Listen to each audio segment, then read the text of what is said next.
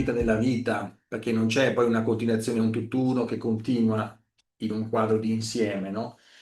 Più si va dentro, più si fa esperienze anche, più in qualche modo percepisci e senti che c'è questa continuità. È qualcosa che senti, non è qualcosa che impari, non è qualcosa che capisci. Il capire è qualcosa iniziale che può servire, ma poi è qualcosa che ci entri sempre più dentro e hai una percezione del sentire. Ed è una cosa strana perché la conoscenza non si fa per intellettualismo, ma per diretta esperienza, diremmo.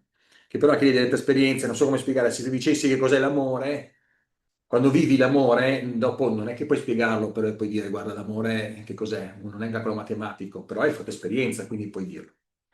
Ecco, vi aggiungo un pezzo che io vedo tanti relatori anche in giro che fanno tutti questi corsi, ma che sono anche coach, che sono anche, come dire,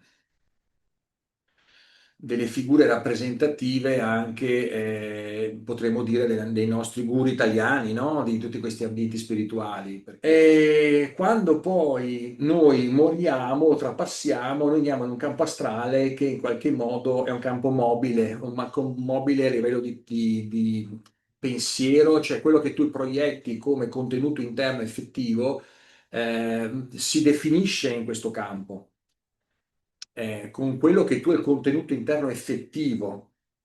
Cioè, se tu hai immaginato tutto il tempo che è bello essere compassionevoli, che è bello parlare di Gesù, che è bello parlare dell'unità delle cose, che è bello la fratellanza, che è bello stare tutti quanti insieme, che è bello... E quindi persegui una via che può essere il buddismo, può essere il taoismo, può essere appunto il cristianesimo, può essere una filosofia più o meno esoterica, insomma, e hai una conoscenza di questo e sei, come dire, affinato, affiancato e continui a visualizzare tutta questa ricerca e necessità di verità verso questa proiezione, quando vai di là proietti probabilmente questo e vai a finire con un Gesù che incontri, che però non è veramente Gesù quell'energia, ma siccome plasmi la materia, in qualche modo avrai un campo affine di esperienze, un po' come in un sogno, tra virgolette, no? Quando tu hai tanto desiderio di qualcosa, in qualche modo lo pensi, lo realizzi attraverso un sogno.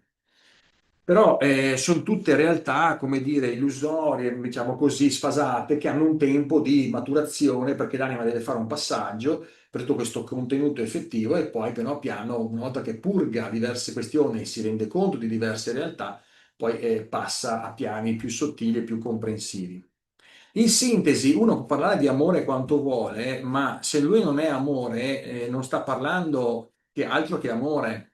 Se uno parla di compassione, che bella compassione, ma nella sua vita non è compassionevole, è una cosa che non è reale, realizzata. Se uno parla di fratellanza e non è capace di essere fratello neanche col vicino di casa, cioè, quando tutte queste persone vanno in bagno e vanno a cagare in bagno, no? Quindi in qualche modo vivono quell'aspetto intimo personale e lì si vede chi è qualcuno, cioè in tutte le piccole realtà che non si vedono, no? Un conto è l'aspetto scenico, un conto è l'aspetto, come posso dire, nelle piccole cose.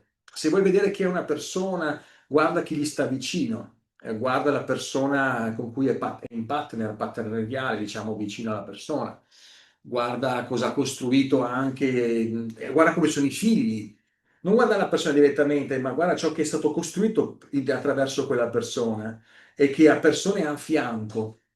Questo lo dico come monito a tutti voi anche, quando anche attraverserete o vi avvicinate a diverse persone, di aumentare la sensibilità anche di percepire dove andate, cosa acquisite. Me lo dico perché io ne ho passate tante di esperienze e di avvicinamenti anche a diverse persone.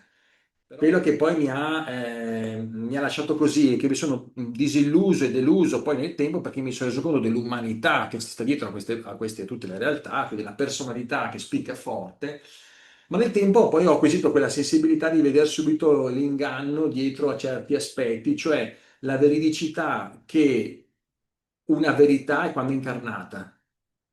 E spesso chi parla non ne ha, chi non parla ce l'ha perché agisce. Chi agisce verso un tipo di modo di verità e opera nella sua vita e fa azioni silenti e anche non visibili. Probabilmente vive anche un po' nell'invisibilità, spesso e volentieri. Io penso che i grandi eroi o le grandi persone sante non sono visibili al pubblico, la maggior parte non sono visibili.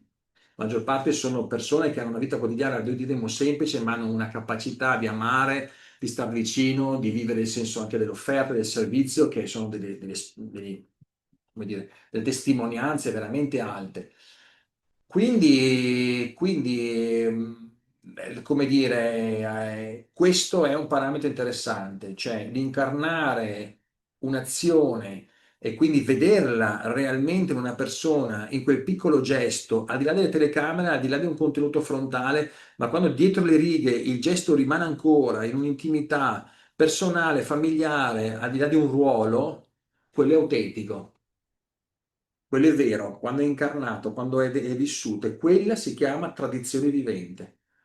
La tradizione vivente è qualcosa che vive, ma la maggior parte di noi, ma compreso io, la maggior parte di noi racconta le tradizioni.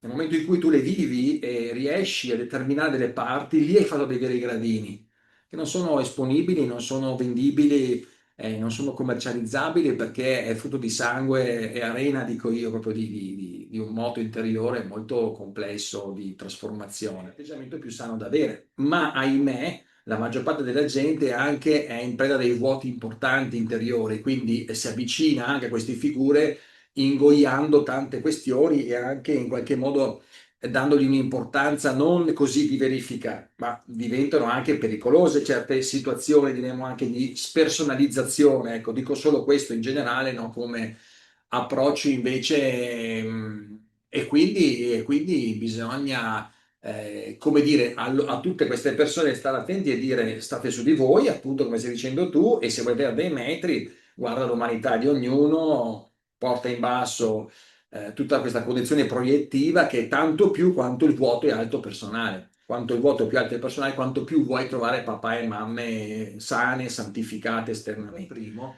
ponete sempre un'attenzione se dovete anche affidarvi, perché poi in fondo ti affidi di una persona, no? Fai un percorso, in qualche modo assorbi anche il campo di questa persona e quindi anche un minimo di sentire quando è arrivato il momento maturo per salutarlo e così, e anche sentire in fondo quello che ti ha potuto dare, quello che non ti può dare e dove può effettivamente arrivare, perché poi oltre quel punto. E però di maestri spirituali che veramente superano ci sono nel mondo. Sono pochi, li potremmo contare sulle mani, ma ci sono. Quindi, come dire, se batti il chiodo, trovi anche dei livelli veramente, veramente alti di capacità e sensibilità e di coerenza, rettitudine, tutte queste belle virtù. Vabbè, era così, una voglia anche di spaziare su questo punto perché io stesso, insomma, continuo a guardare, a osservare e crescere anch'io di fronte a tutta questa verità e quindi ciò che incarni è effettivamente ciò che è e ciò che pesa anche quando noi saremo di là non è ciò che abbiamo immaginato, ma ciò che abbiamo integrato, abbiamo effettivamente portato con noi dentro. Infatti, quando feci queste esperienze in Sud America nella giungla, no? Sotto questa continua morte e vita, mi arrivò questa voce che mi disse, vedi, quando morirai ti saranno chiesto due cose, quanto hai amato e quanto sei stato amato. Io a quel punto sono rimasto di merda perché ho detto, ma come, sono maestro di Feng Shui, ho fatto i cazzi, ho fatto qua tutti i castelli, so tantissima roba e mi chiedi queste due robe. Come dire, non c'entra niente ciò che tu hai fatto, non hai fatto, ciò che tu sei, non sei, è quanto effettivamente hai amato e quanto sei stato amato però, perché tu puoi pensare di essere amato, ma infatti ti dico, le migliori benedizioni è quelle che ti vengono date, non quelle che tu chiedi, cioè quelle che effettivamente qualcuno ti fa per te, quelle valgono, cioè è il ritorno effettivo degli altri. Ecco, su questa base devo dire che mi sono sentito un attimo atterrare il culo a terra perché ho detto, aspetta un attimo, ma io so, quanto sono amato i miei figli, quanto ho amato effettivamente, quanto no, mi sono dato, quanto in momenti difficili veramente sono rimasto lì, cioè tutta l'idea così è scesa, scesa, scesa e si è ridotta un po' all'osso. Ecco, poi guardi i grandi, no? Gesù, un Buddha, un Amritananda Mai, altri personaggi, dico, Madonna ragazzi, c'è così il sudore e il sudore. Però bello, dai, è importante capire dove si è, almeno sulla montagna, capire che sei ancora lì, che stai guardando la cima, ma almeno sai che sei lì, non ti sei immaginato già a metà strada e non lo eri, hai capito? Questa è stata è la mia storia, questa, ti passo questo.